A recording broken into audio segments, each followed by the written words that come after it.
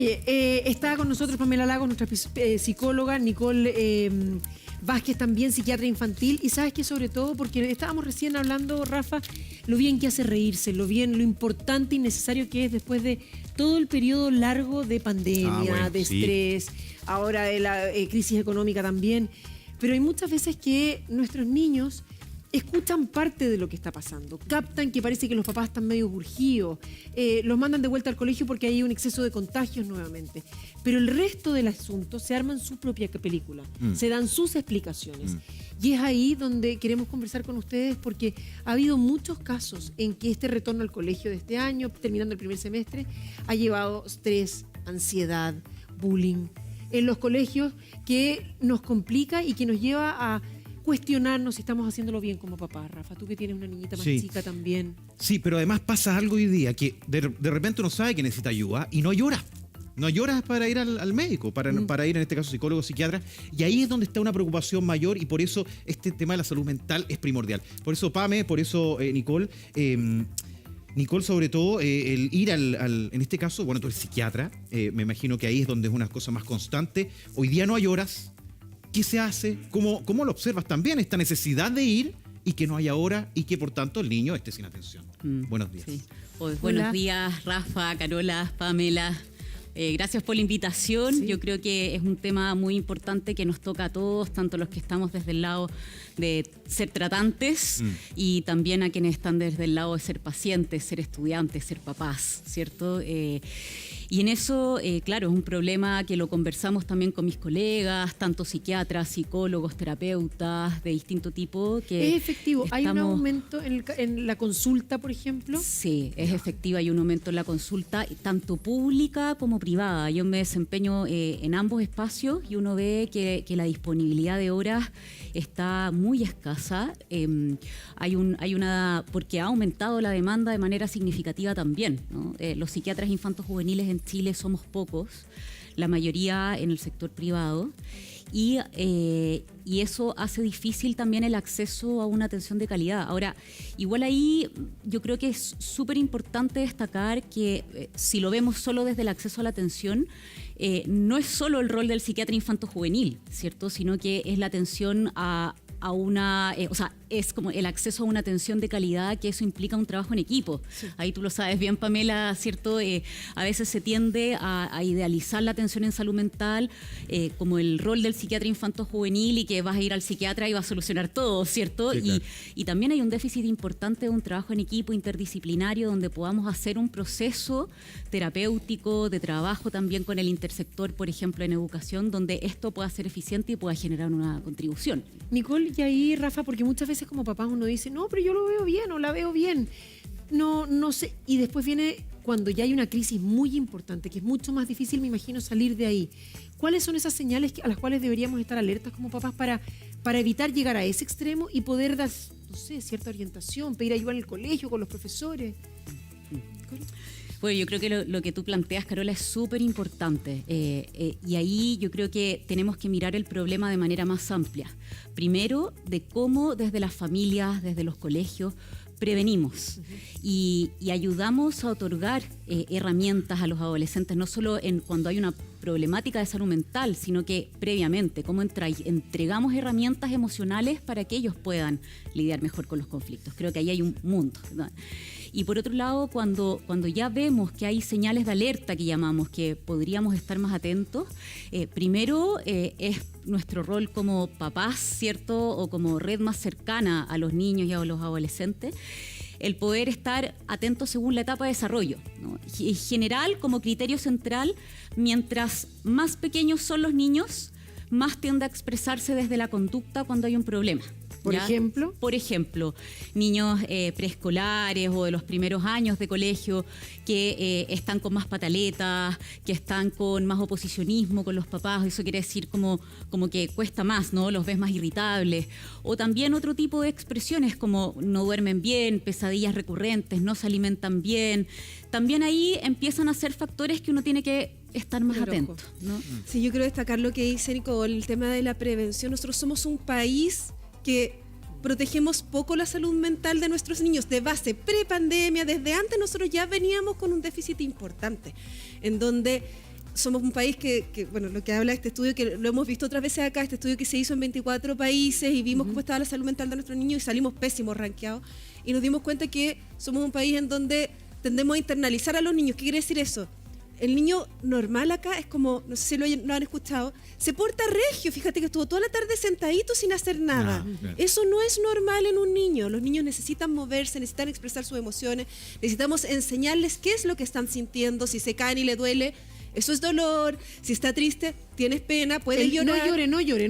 No, si no le Claro. dolió, no llore, no pasó nada. Entonces vamos creando estos niños que no saben reconocer sus emociones, que el día de mañana cuando necesitan ayuda, por supuesto que no van a saber pedirla porque no les enseñamos de chicos que lo que sienten es válido, que lo que les está pasando es válido, que puedo expresarlo, que puedo confiar en los adultos y puedo decirles, ¿sabes qué? Esto me está doliendo, esto me está molestando, a lo mejor necesito ayuda para lograr esa atención temprana, porque tal como dice Nicole, yo siempre trato de explicarlo, esto es igual como la gente que tiene migraña, que me dice, me parte la migraña, tengo que tomarme al tiro el remedio, porque si no después ya me duele mucho y ya no pasa nada. Escuchado. Esto es lo mismo, si lo tomamos cuando está partiendo, es mucho más fácil de solucionar, es mucho más rápido, se pasa mucho peor, pero si ya esperamos que quede la escoba y esto explote, por supuesto que va a ser más difícil. Hace algunas semanas se mostró una historia de un niño de 10 años sufrió bullying en el colegio. Una situación que se ha ido viendo en diferentes lugares a propósito de un retorno que ha sido complejo, un lugar que probablemente era para muchos el lugar deseado para volver, para otros significó una verdadera pesadilla. Y ahí es donde la mamá de esta persona, de este niño de 10 años que tenía bullying, finalmente empieza a buscar horas psiquiátricas para apoyar a este niño. ¿Cómo? Y ahí, de alguna otra forma, no es hacernos cargo, porque me parece que en este panel no vamos a resolver eso, pero sí orientar, porque el bullying hoy día está instalado, no solamente ahora, sino que hoy día es más evidente en algunos casos, como el que les estoy comentando. Y ahí, Nicole, ¿cómo esta relación colegio-casa, sobre todo después de 2 años en que no vimos esa interacción, cómo hoy día tenemos ese ojo y cómo ir apoyando a ese niño o esa niña que hoy día puede estar sufriendo bullying incipientemente, como decía la Pame, tenemos que ver cómo el medicamento, en la analogía que hacía, tiene que ser ahora y preocuparnos y no esperar a que se desate algo más complejo. Sí. Bueno, Rafa, es que ahí nuevamente, o sea, 2 aspectos. Primero, yo diría prevención, trabajo en los colegios, trabajo en las familias, ¿no? Que la salud mental, el bienestar emocional es importante y darle un lugar, ¿no? Los niños hoy en día no van, y con la pandemia creo que nos hemos dado cuenta más aún, ¿cierto? El aprendizaje al que el niño va en el colegio no es solo aprender matemáticas, lenguaje, que es súper importante, pero va a aprender otras herramientas para la vida, va a aprender a relacionarse, va a aprender a cómo ser cuidadoso con los otros, cómo expresar lo que les molesta, lo que les duele. Y eso es algo en que los niños se quedaron 2 años sin aprender, y por eso es tan importante la presencialidad en el contexto escolar, porque no es solo que yo me conecto a una pantalla y aprendo matemáticas, ¿no? ¿Y por qué tocó ese tema, Rafa? Porque es importante tenerlo presente, que creo que es súper bueno que hablemos de bullying, que hablemos de cómo prevenirlo, que lo tengamos presente, pero también creo que hay que hablar de elementos más amplios. El bullying en un contexto, el bullying en un contexto de relación, de cómo generamos climas escolares que sean de cuidado, cómo generamos estrategias preventivas, que no es solo, que es importante, ¿cierto? El protocolo del colegio, cómo actúa cuando se produce esta situación y que hay una actuación temprana y acorde, pero a la vez también cómo previamente vamos formando a los estudiantes, tanto desde la casa, y ahí está la colaboración familia-colegios, ¿no? Cómo yo me alineo con el colegio y cómo el colegio también escucha a los padres, para que generemos, tanto del discurso desde la casa como del discurso desde del colegio, estrategias o modos de relacionarnos que sean desde el cuidado, que sean desde la atención, que sea desde no validar la violencia, no validar el maltrato. Y eso también surge desde la casa. Si yo voy y veo a mis papás que pelean, que se tratan mal, que se dicen cosas, también cómo después ese niño se relaciona en el colegio, ¿no? Claro. Entonces, los adultos tenemos que tener presente, tanto los padres, los familiares, los profesores también, tenemos que todos tener presente cómo estamos modelando a nuestros niños. Y por otro lado, y ahí al tiro, Carola, el cómo también en los colegios generamos estrategias donde esto no sea validado, por supuesto, y donde los niños puedan, entre comillas, denunciar tanto de manera explícita, pero no todos los niños pueden llegar y decir, oye, me está pasando esto. Entonces, que hayan otros canales también de denuncia, por así decirlo, tanto de las víctimas, de los testigos, de los victimarios, para que este problema se pueda abordar. Tantas aristas, ¿ah? Pero ¿sabes qué? Queremos empezar a responder de inmediato las preguntas que ustedes nos envían. Ustedes ya saben, a través de nuestro WhatsApp, está ahí en pantalla arriba del reloj, o si no con el hashtag Buenos Días TVN, y nos dicen, hablar de salud mental sigue siendo un tema difícil en Chile. ¿Cómo hablar de aquello con los niños? ¿Cómo poder plantearlo cuando muchas veces se les trata de hacer vivir en un país de fantasía donde todo es alegría, como plataformas digitales, o como tú bien decías, cuando en la casa vuelan los platos? Porque estamos todos estresados, no solamente los niños, los profes, los papás, las mamás. Sí, lo que pasa es que tenemos esta tendencia a creer que todo el mundo, que la salud mental es andar feliz todo el día. Así como que tengo que andar radiante y está todo súper bien y eso es salud mental. Entonces, ¿qué hago? Tapo todo y le enseño también a los niños a tapar todo. Está todo bien, estamos todos felices.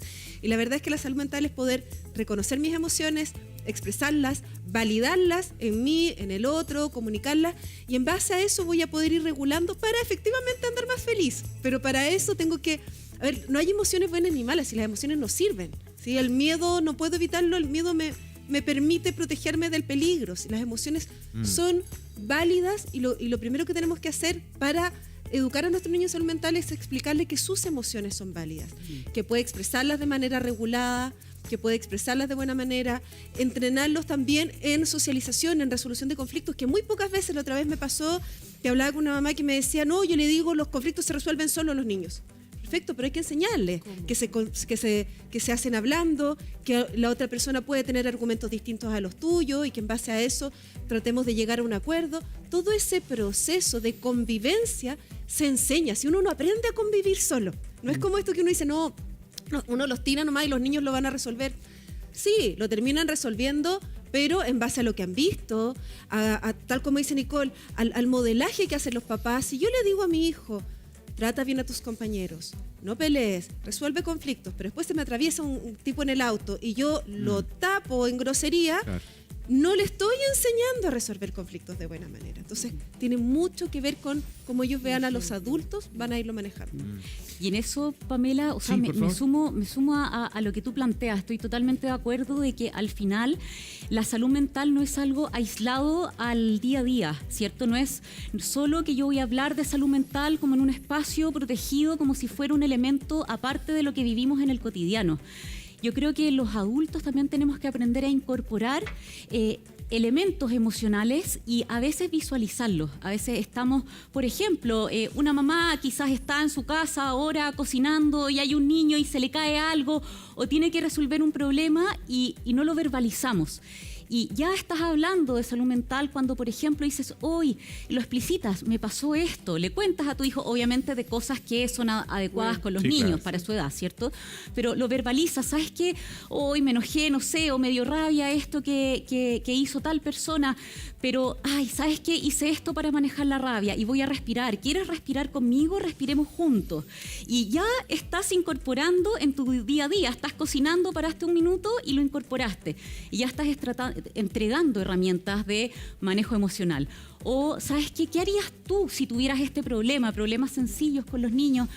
Ayúdame a resolverlo, pensémoslo juntos, ¿no? Eso ya es ir incorporando la salud mental y eso ya hace bien y va generando modelaje al final en los niños, ¿no? Buenísimo. Nicole Vázquez es psiquiatra infantil, estamos con la Pamela Lagos, psicóloga también con nosotros. Veamos las preguntas, nos están llegando varias preguntas porque es un tema que sin duda afecta desde diferentes aristas.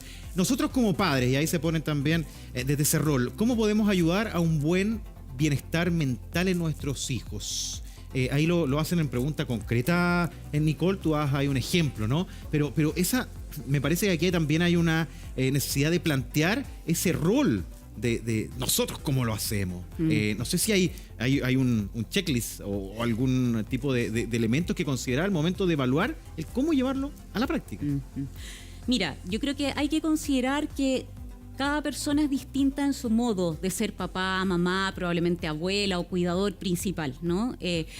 Pero sí creo que hay ciertos elementos claves que tienen que ver con, independiente de la forma que uno tenga y de sus propios estilos de crianza, primero es tener un ambiente seguro, ¿no? O sea, los niños, la salud mental, el bienestar emocional, primero se enmarca en un contexto seguro. Si un niño o una niña está en un contexto de violencia, de malos tratos, tanto de violencia hacia ellos o de ser testigos de violencia, obviamente eso afecta su sensación de seguridad y finalmente su bienestar emocional. Lo segundo es también tratar de ponerse en el lugar de los hijos, en términos emocionales, quiero decir, ¿no? Cuando un niño, una niña, un adolescente, a veces con los adolescentes se hace más difícil, tiene algún problema, siente algo, a nosotros nos produce una reacción, ¿cierto? Y tendemos a basarnos solo en la conducta. Y yo creo que también una buena promoción de bienestar emocional es tratar de ir a mirar más allá de la conducta. Si mi hijo está más rabioso el último tiempo, ¿qué le puede estar pasando? ¿Lo estará pasando mal en el colegio? ¿Estaré yo más irritable también? ¿Estará viviendo algo con su hermano? ¿No? Es poder preguntarnos un poco más allá. Ahí, Nicole, a mí me parece que es fundamental lo que dice recién. ¿Estaré más irritable yo? Probablemente que estamos más irritables nosotros. Y ahí, en alguna época, Pame, nos diste consejos que eran súper prácticos en tratar de bajar esta olla a presión, cosa que cuando el adolescente o el niño bota algo sin querer a veces y uno sobre reacciona, le estás entregando pésimo ejemplo. Pésimo ejemplo. Pero además, uno también tiene que ser humano con uno. Y uno también necesita, porque uno también necesita tener su escape. Sí. Y tenemos poco escape también los adultos. Tenemos poco tiempo de ocio, tenemos poco tiempo conversando con nuestros amigos, tenemos poco tiempo de actividades placenteras porque encontramos que está mal, que tenemos que andar todo el día produciendo. Yo siempre hablo que la adultez es la edad del tengo que. Todos tenemos que hacer muchas cosas y aprovecho de hacer muchas cosas y si no, siento que soy inútil.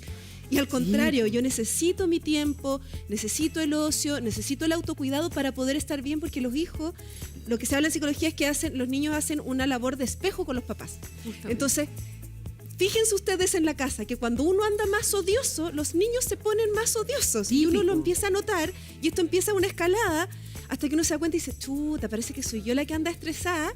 Claro. Y lo tengo a mi hija reaccionando a esto. ¿Sabes qué, Pame? Es fundamental y ahí nos vas a dar consejos después, porfa. Sí, la típica, el contar hasta 5, el contar hasta 10, el respirar para arriba, para abajo, que lo puedes hacer en la casa, en la micro, en el auto, afuera del colegio esperándolo, que cambian de inmediato tu forma de actuar. Te lo pregunto al tiro, pero vamos de inmediato con una pregunta que nos llega por Twitter en este caso.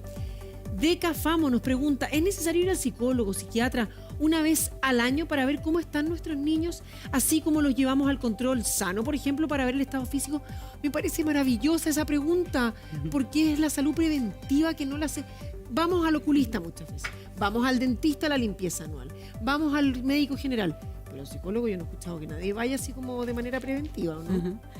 Mira, claro, o sea, hay distintas visiones. Yo creo que es súper bueno el estar atentos a llevar o sea, al poner el tema, ¿no?, en nuestros hijos. Ahora, yo creo que también es relevante, más que llevarlo a un profesional externo, digamos como el pediatra, ¿cierto?, para evaluar la salud mental. Creo que lo más relevante es como padres, como cuidadores, como colegio, estar atentos en los espacios donde los niños se desenvuelven cotidianamente y estar alertas, conversar con nuestros hijos, estar atentos a su conducta. Eso creo que es crucial, más que, digamos, como acercar como la salud mental al profesional como para que lo evalúe, ¿cierto? Sino que poder también nosotros como padres hacer el ejercicio de estar más atentos y más sensibles al tema. Pero hay muchas veces que uno tal vez ve que hay una problemática, pero el acceso a un psicólogo hoy día no es fácil. Están copados de horas, me imagino que ustedes están con más trabajo que nunca. Sí. Hay quienes además tampoco tienen los recursos. ¿Qué opciones hay? ¿Es buena una consulta online, por ejemplo, o no sirve para nada? ¿Que puede bajar tal vez un poquitito los recursos? ¿O dónde más se puede acercar una mamá, un papá, un cuidador que hoy día dice, necesito la ayuda, pero no tengo las lujas? Sí. Mira, yo creo que hay distintas estrategias. Creo que el online viene a acercar la salud mental y viene a ser una opción, sobre todo en sectores más alejados o donde no hay suficientes profesionales, y creo que puede ser una ayuda. Ahora, eso depende mucho también la edad del niño o del adolescente. Es distinto atender online, lo conversábamos con Pamela, chicos, ¿no? Es más difícil. Porque a veces con un niño de 4 años tienes que jugar, tienes que ver otros elementos. Pero sí, yo creo que tenemos que seguir avanzando en que la atención, por ejemplo, en el sistema público cada vez mejore, en el sistema privado también. La salud mental en el sistema privado está en deudas importantes, ¿no? Y sobre todo teniendo esta mirada de que no basta una sola consulta. Creo que es súper bueno estar atentos, que los papás pidan la ayuda, ven los canales, a veces hay ayudas también de profesionales de salud mental a bajos costos, hay fundaciones, siempre es bueno buscar, pero también el que creo que el trabajo en conjunto, el que haya múltiples profesionales cuando eso lo requiere, es fundamental también. Nicole, Pame, nos queda un montón por seguir conversando el tema, pero ustedes saben que en televisión hay poquitos minutos, pero ¿sabes qué? Sería ideal si pudieran venir otra vez para poder conversar al respecto, porque creo que quedan muchas preguntas pendientes y puede ser muy, pero muy útil para quien está en la casa. Así que gracias a las dos. Gracias.